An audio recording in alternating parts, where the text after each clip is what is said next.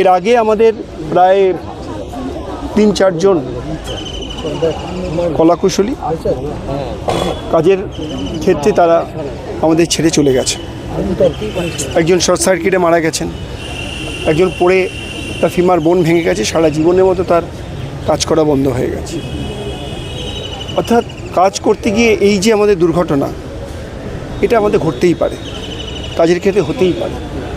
তো তার জন্য যে সুরক্ষা ব্যবস্থা, তার জন্য যে তাদের সুরক্ষা ব্যবস্থা, কলাকুশলীদের সুরক্ষা ব্যবস্থা, সেটা দীর্ঘদিন ধরেই আমরা চেষ্টা করছিলাম, কিন্তু কোনোভাবে হয়ে উঠছিল না।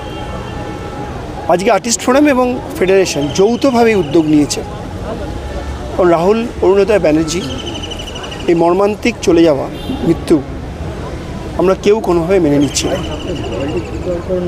এবং তিনি শুটিং করতে করতে গিয়ে মারা গেছেন না, শুটিং শেষ হওয়ার পর বিভিন্ন ধরনের বক্তব্য, বিভিন্ন ধরনের ভুল ভ্রান্তি, এবং সেরকম হলে তাকেই কাঠগড়ায় দাঁড় করিয়ে দেওয়া হচ্ছে।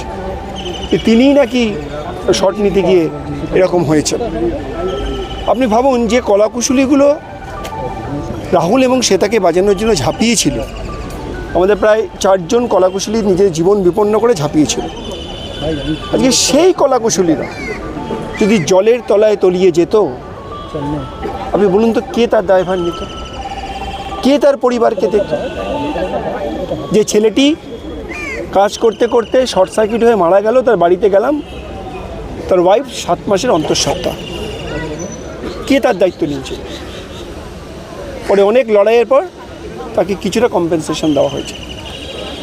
সেই মা আর শিশুর সারা জীবন সেই কম্পেনসেশনে চলে যাবে।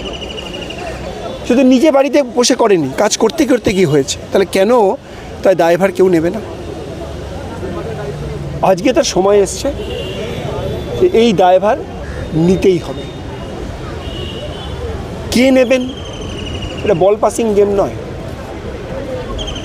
এখানে কাউকে বা সমষ্টিগতভাবে কলাকুশলীদের দায়িত্ব নিতে হবে, শিল্পীদের দায়িত্ব নিতে হবে।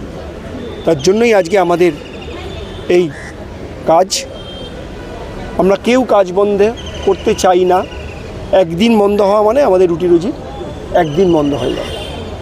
কিন্তু এটা প্রয়োজন হয়েছে, কারণ কাজ করতে করতে গিয়ে যদি কেউ চলে যান, তার সারা জীবন তার পরিবারটাও কিন্তু পথে বসবে।